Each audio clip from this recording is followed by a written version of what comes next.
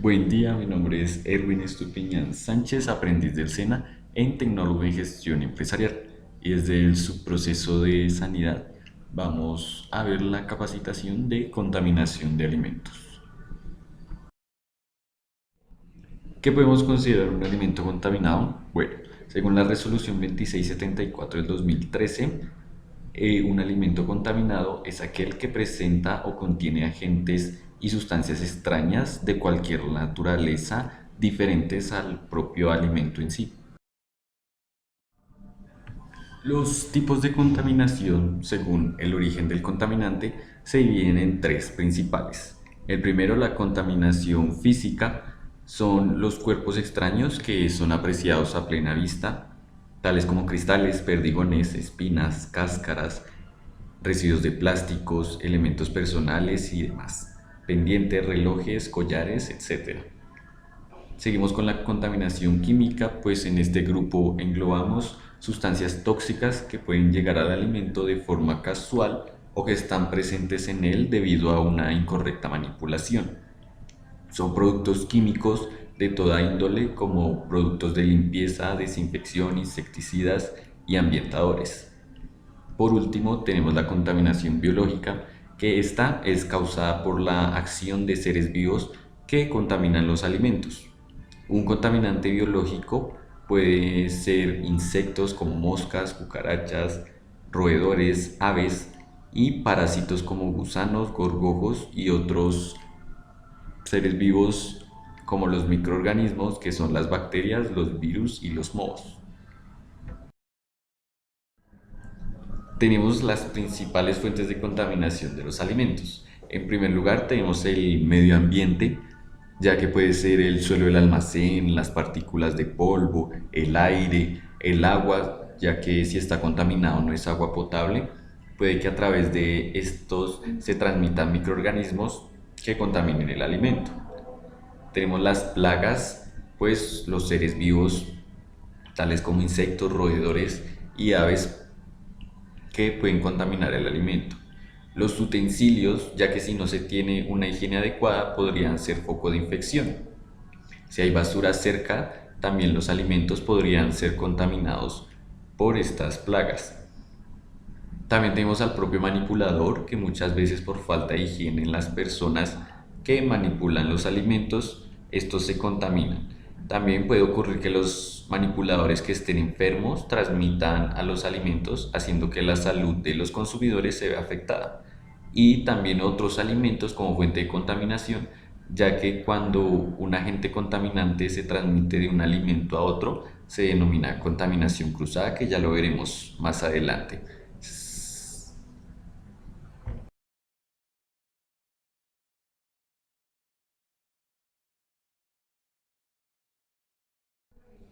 Seguidamente tenemos las principales vías de contaminación.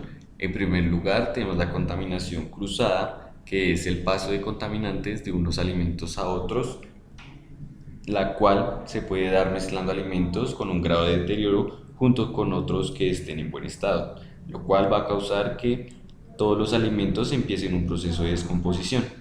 También se puede dar la contaminación cruzada al utilizar ciertos utensilios como la tabla de corte, el cuchillo, los mesones, sin previa limpieza o desinfección.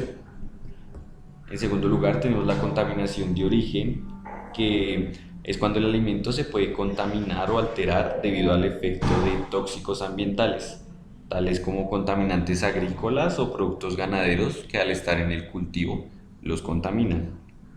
Y en tercer lugar tenemos la contaminación por la manipulación. Este es uno de los tipos de contaminación alimentaria más frecuentes, ya que el manipulador está en constante contacto directo con el alimento. Por estas razones que se debe extremar las buenas prácticas de manipulación y minimizar los riesgos lo máximo posible.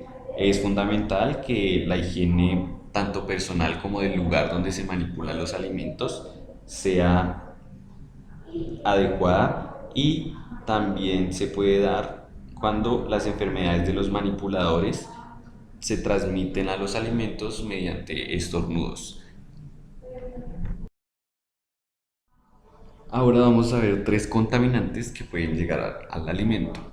En primer lugar tenemos las bacterias. Estas son microorganismos unicelulares que se encuentran en todos los ambientes y son transportados por el agua, el aire, por insectos, plantas, animales y hasta personas. Algunos son importantes por causar enfermedades, las cuales se clasifican como patogénicas, y las enfermedades infecciosas o toxigénicas, las cuales son las que producen las bacterias que destilan toxinas. Otras pueden ser responsables por el deterioro de los alimentos, por lo cual hay que tener ciertos tipos de alimentos refrigerados para evitar la reproducción de estas bacterias. En segundo lugar, tenemos los virus. Estos virus son mucho más pequeños que las bacterias, ya que son básicamente solo cápsulas que contienen material genético para reproducirse. Los virus invaden las células del cuerpo y toman posesión de la maquinaria que hace que las células funcionen. Estas células huéspedes suelen ser destruidas durante este proceso. Los virus son responsables de causar muchas de las enfermedades, entre ellas pues la más común, que es el resfriado. Y tenemos los parásitos. Un parásito es un organismo que vive sobre otra especie o en su interior. Hay tres clases principales de parásitos que pueden causar enfermedades. Estos son los protozoos, los helmintos y los ectoparásitos.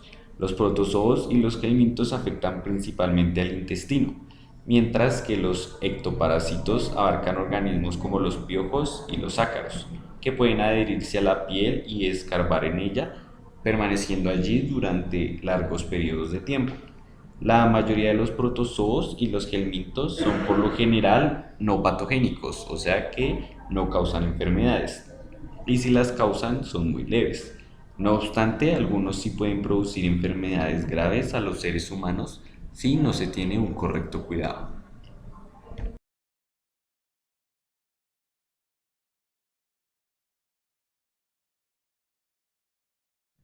Como lo vimos anteriormente, las bacterias, virus y parásitos pueden causar enfermedades en los humanos. Y las ETAs, ¿qué son las ETAs? Son enfermedades transmitidas por los alimentos. Se definen como el síndrome originado únicamente por la ingestión de alimentos o agua que contengan agentes etiológicos en cantidades suficientes que afecten la salud del consumidor a nivel individual o colectivo. Las ETAs se dividen en tres ramas diferentes. La primera es la infección. La infección es una enfermedad que resulta de la ingestión de microorganismos vivos perjudiciales, tales como virus, bacterias y parásitos, presentes en los alimentos, lo cual causa náuseas, dolor de estómago y vómito. Tenemos la intoxicación, que es una enfermedad que resulta de la ingestión de toxinas presentes en los alimentos, que han sido producidas por hongos o bacterias que han estado en proceso de descomposición al alimento. En último lugar, tenemos la toxinfección, que es la enfermedad que resulta de la ingestión de alimentos con una cierta cantidad de microorganismos causantes de infecciones, los cuales son capaces de producir y liberar toxinas una vez que son ingeridos. Ahora, ¿qué factores contribuyen para que se produzca una ETA? Primero, el alimento que se encuentre bajo ciertas características físicas que favorezcan el crecimiento de microorganismos o la producción de sus toxinas son tales como la temperatura y la humedad donde se almacena los alimentos. En segundo lugar, se debe tener en cuenta que el agente causante de producir la ETA debe estar presente en la cantidad suficiente para causar una infección o la intoxicación. Y en último lugar, otro factor es la no verificación de las fechas de caducidad o los ingredientes que componen estos alimentos a los cuales podemos ser intolerantes. Aquí hay un diagrama donde se puede ver cómo se produce una ETA. Primeramente, se encuentra la fuente de contaminación, que es un peligro a los alimentos que estén vulnerables. Luego, el factor como la temperatura y el tiempo adecuado para que los microorganismos se puedan reproducir y un huésped o consumidor susceptible que al estar en contacto con estos microorganismos dentro de su cuerpo se genere una enfermedad transmitida por el alimento. En estas imágenes podemos ver el ejemplo de una cadena para llegar a una enfermedad transmitida por los alimentos. Entonces se puede observar en la primera, en la cual se riegan las huertas con agua contaminada y este vegetal llega a nuestra mesa y al no realizar una debida desinfección o cocción se puede causar la enfermedad al consumirlo. En el segundo también puede suceder cuando un manipulador no realiza su debido lavado y desinfección de manos en cada cambio de actividad y se sigue manipulando el alimento, el cual puede ser infectado y causar la infección o intoxicación del consumidor. Las personas más vulnerables o con mayor riesgo para ser afectadas por una ETA son las mujeres embarazadas, los adultos mayores, los niños o las personas con algún tipo de insupresión o enfermedad de base.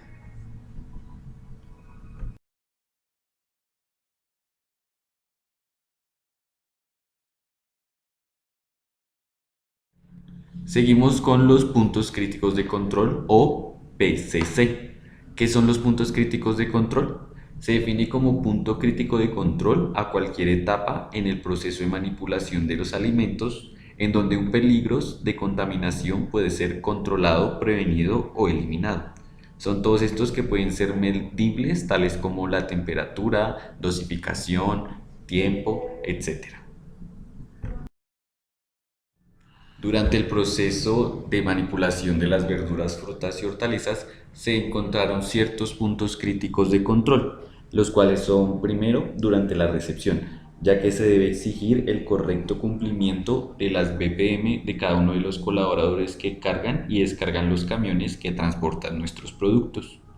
En segundo lugar tenemos durante el almacenamiento, ya que al igual que el punto anterior, los surtidores deben cumplir con las BPM y además velar por la conservación de la limpieza en cada una de las instalaciones donde se almacena el producto. Durante el corte y empaque también se debe limpiar y desinfectar tanto los utensilios como cuchillos, tablas y canastillas, como también los espacios que se utilizan para empacar, tales como estantes, mesones, pisos, paredes, canastillas y demás. Durante la refrigeración y congelación también se debe verificar que las neveras estén a las temperaturas adecuadas para la conservación de los alimentos.